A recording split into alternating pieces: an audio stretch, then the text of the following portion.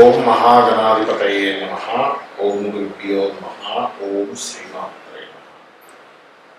పరమేశ్వర స్వరూపమైనటువంటి జ్యోతిష వాస్తు మరియు ఇతర అనేకమైనటువంటి శాస్త్రంలో మనకు అందించినటువంటి మహర్షులకి నమస్కారం.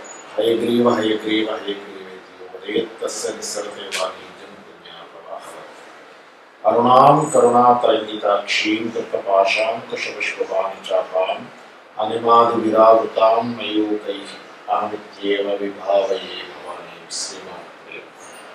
ప్రేక్షకులకి లలితాంబిక అమ్మవారి యొక్క అనుగ్రహం పరిపూర్ణంగా కలగాలని మనస్ఫూర్తిగా కోరుకుంటూ మనం ఈరోజు చెప్పుకోబోయేటువంటి టాపిక్ చాలామందికి చూసినట్లయితే జాతక రీత్యా వాళ్ళకి ఉద్యోగ సమస్య ఉన్నా లేదా ధన సమస్య ఉన్నా లేకపోతే సంతానం కావచ్చు, వివాహం కావచ్చు, ఇలా అనేకమైన సమస్యలు ఉన్నప్పుడు వాళ్ళు ఏదైనా ఆలయాలకు వెళ్ళడం కానీ ఇంట్లో ఏదైనా పూజ చేయించుకోవడం కానీ నిత్య దేవత ఆరాధన ఇట్లాంటివి చేస్తుంటారు. అందులో 90% వాళ్ళకి పనులు జరిగితే ఒక 5 to 10% వాళ్ళకి ఎందుకో చేసిన ఫలితం రాదు. మరి ఎందుకు రావట్లేదు అనేటువంటిది అర్థం కాదు. ఎందుకు అంటే ఒక్కొక్కసారి వాళ్ళకి వాళ్ళ యొక్క జాతక చక్రంలో ఏదైతే మీ యొక్క హెల్త్ ఇష్యూస్ కావచ్చు, మీ వివాహానికి సంబంధించిన ఏదైనా సంకల్పం నెరవేరేటువంటిది యాక్టివేషన్ అవ్వదు. అంటే ఎలా అంటే చిన్న ఎగ్జాంపుల్ చెప్తాను చూడండి. ఇప్పుడు మనకి ఒక 10 స్విచ్లు ఉన్నాయి. అందులో ఒక స్విచ్ మాత్రం వేస్తేనే లైట్ వెలుగుతుంది. మనం ఏం చేస్తాం, ఒక 4 ఒక 5-6 స్విచ్లు ట్రై చేసి వెలగట్లేదని చేస్తాం. అన్ని స్విచ్లు వేయాలి. ఒక్కోసారి అన్ని స్విచ్లు వేయగా ఒక స్విచ్ దగ్గర మాత్రం లైట్ వెలుగుతుంది. ఏంటంటే ఆ లైట్ ఈ స్విచ్తో కనెక్టివిటీ ఉంది. అలాగే మీకు లగ్నరీత్యా అంటే మేష లగ్నం అయితే మేష లగ్నం, మేష రాశి అయితే మేష రాశి అనుకుందాం. మేషం కావచ్చు, వృషభం కావచ్చు, మిథునం కావచ్చు. ఈ రకంగా మీ లగ్నరీత్యా లేదా రాశి రీత్యా అసలు ఏం చేసుకోవాలి ఒకటి. రెండవది,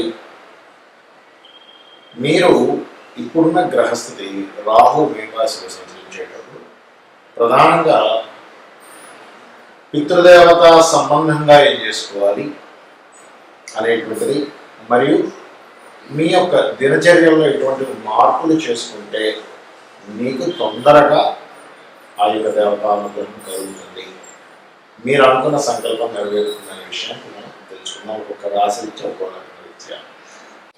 కన్యా లగ్నం వారు, కన్యా రాశి వారు చూసుకున్నట్లయితే ప్రధానంగా ఇక్కడ గుర్తుపెట్టుకోండి, మీ లగ్నము కన్యా లగ్నం అంటే బుధుడి యొక్క లగ్నం. ఈ బుధుని యొక్క లగ్నానికి అధిపతి పంచమాధిపతి ఎవరు అంటే శని భగవానుడు అవుతాడు. ఈ కన్యా లగ్నం వారికి సహజంగానే మేనేజ్మెంట్ స్కిల్స్ ఎక్కువగా ఉంటాయి, వర్కింగ్ స్కిల్స్ ఎక్కువగా ఉంటాయి. అయితే ఇక్కడ మీ పూజలు ఎందుకు ఫలించవు, మీ పూజలు ఫలించకపోవడానికి గల కారణాలు ఏమిటంటే 5th హౌస్ సరిగ్గా యాక్టివేషన్ లేకపోవడం వల్ల. అంటే పంచమ స్థానం అంటే కన్య నుంచి పంచమ స్థానం మకరం అవుతుంది. అంటే శని భగవానుడికి ఎక్కువగా చేసుకోవాలి. శని రాశుల్లో ఉన్నటువంటి గ్రహాలను దీపారాధన ఎక్కువగా చేయాలి, గుర్తుపెట్టుకోండి. అదేవిధంగా నువ్వులు నూనె దానంగా ఎక్కువగా ఇస్తుండాలి. గోవులకి దేశీవాళి గోవులు బెల్లం తినిపిస్తుండాలి. అదేవిధంగా మీ యొక్క దినచర్య కన్యా రాశి వారు కన్యా లగ్నంలో జన్మించాము అంటే మీ యొక్క దినచర్య ఏదైతే ఉందో అది పర్టికులర్గా గుర్తుపెట్టుకోండి.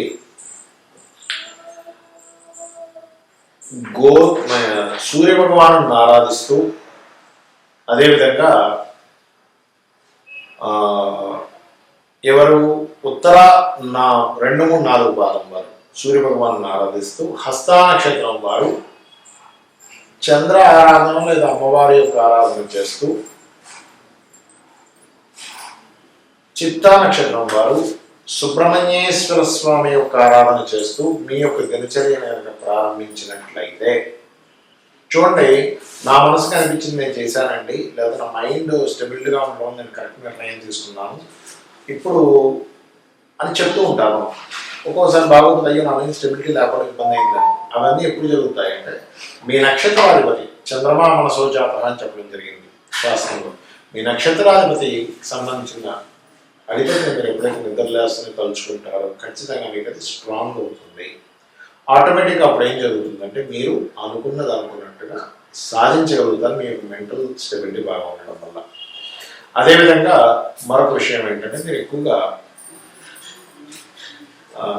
కొన్ని పాటించవలసిన విషయాలు ఏంటి అంటే శనివారాలు పొరపాటును కూడా ఎవరితోని ఘర్షణలు పెట్టుకోకండి. ఎందుకంటే పంచమ షష్టమాధిపతి శని గారు. అంటే పుణ్యం వచ్చేది శనివారమే, పాపకానికి సంబంధించినటువంటిది కర్మని కనెక్ట్ అయ్యేది శనివారం. 5 and 6 లార్డ్స్. సహజంగానే నిత్య జీవితకు సంబంధించినటువంటి లగ్నంగా చెబుతూ ఉంటారు కన్యని. కాబట్టి చేయండి. ఇది చేస్తూ మరొక విషయం ఏంటంటే ఇక్కడ గమనించవలసింది, నిత్య జీవిత సంబంధించిన కర్మ అని చెప్పి మనం చెప్పుకున్నాం. అదేగాక ఇప్పుడు ప్రజెంట్ ఉన్న గోచారంలో కేతు ఉన్నాడు. కాబట్టి ఉదయం నిద్రలేచిన వెంటనే కూడా అంటే ఒక సంవత్సరంన్నర పాటు ఉంటాడు. ఇప్పటి నుంచి అంటే దాదాపు ఇప్పుడు డిసెంబర్ మాసంలో మాట్లాడుకుంటున్నాం. ఈ యొక్క వీడియో 2023 ఇక్కడ నుంచి సంవత్సరంన్నర పాటు ఉంటాడు. కాబట్టి గణపతి ధ్యానం చేస్తున్నట్లయితే కూడా లైఫ్లో ఏదైతే ఆటంకాలు జరుగుతున్నాయో, స్ట్రక్ అవుతున్నాయో, బ్రేక్స్ అవుతున్నాయో అవన్నీ కూడా ముందుకు కదలడం జరుగుతుంది.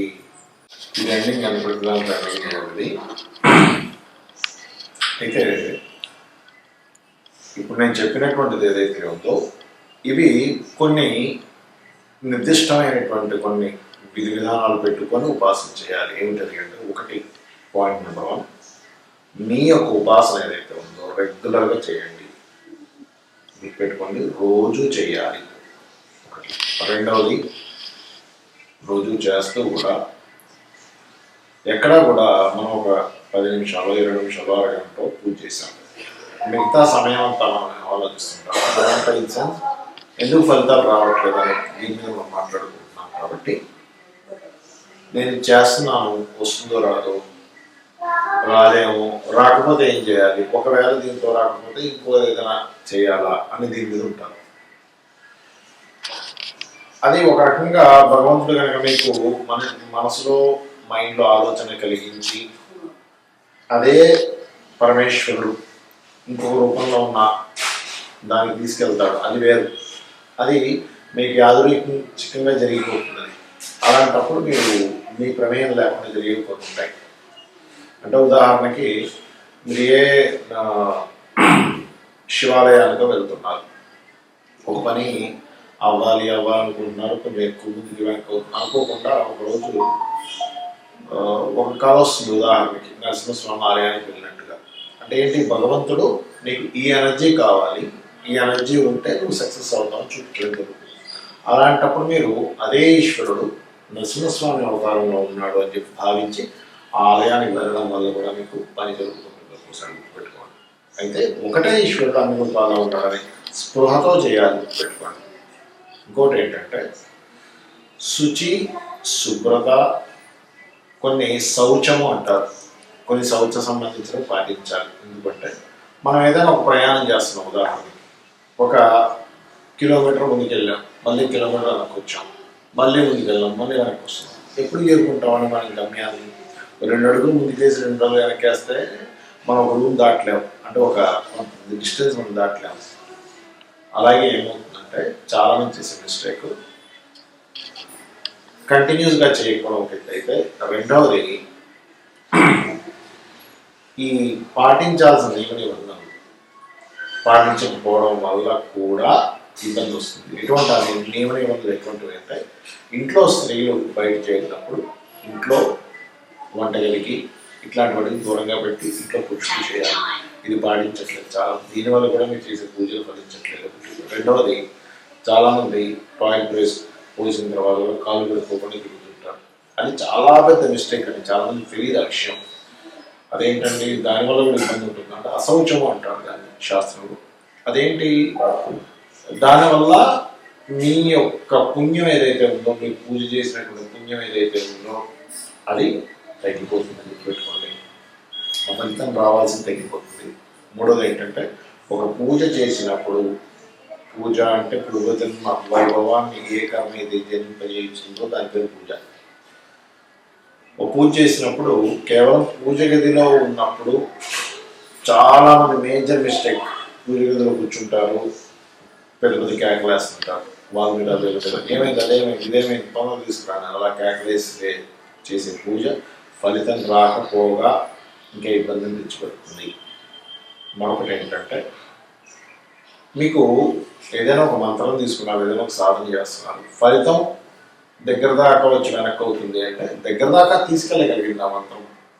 అక్కడ వరకు ఆగుతుంది అంటే ఇంకా దానికి ఎనర్జీ కావాలని మీరు అర్థం చేసుకొని ఏదైనా ఒక మంత్రాన్ని మీరు ఉదాహరణకు 20 నిమిషాలు 30 నిమిషాలు చదువుతుందాం అనుకున్నాం, ఏ గురువు దగ్గర చెప్పినటువంటి దాన్ని మీరు కొంచెం డోస్ పెంచాలని అనుకున్నాం అంటే దగ్గర దాకా వెళ్తుందండి.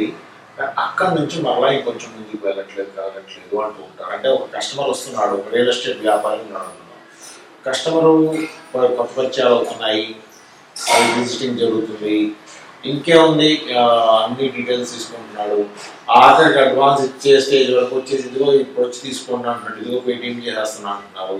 కానీ ఆఖరి సెకండ్లో తారుమారు అయిపోతున్నాయి. లేకపోతే మమ్మల్ని అక్కడికి రమ్మన్నాడు, తీరా వెళ్ళిన తర్వాత ఆఖరి సెకండ్లో ఇది అవుతుందండి. అంటే దాని అర్థం ఏమిటంటే నీ చేసేటువంటి సాధన అక్కడ వరకు వెళ్ళి ఆగేటువంటి సాధన ఉందంటే ఎలా అంటే చిన్న ఉదాహరణ చెప్తాను చూడండి.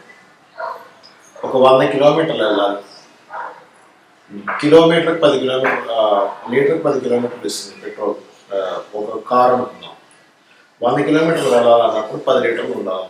మీకు అందులో 9 లీటర్లే వేశారు అంటే 90 కిలోమీటర్ల వరకు వెళ్ళి ఇంకో 10 కిలోమీటర్లు మనకు ఎలా అయితే కారు అయిపోతుందో ఇంధనం లేకపోతే, అదేవిధంగా మనం చేసే సాధనలో కూడా మన యొక్క సాధనా బలం కొంచెం తక్కువ ఉండడం వల్ల అక్కడ వరకు వెళ్ళి పని అయిపోతుంది.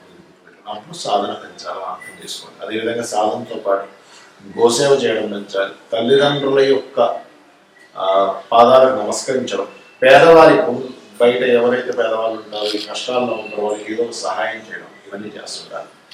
అలాగే మరొక విషయం ఏంటంటే ఇక్కడ గమనించండి, వీటితో పాటు పర్టికులర్గా చూసుకోండి, ఎప్పుడైనా సరే గుర్తుపెట్టుకోండి, పితృదేవతలు అంటారు. పితృదేవత ఆరాధన చాలా ముఖ్యం.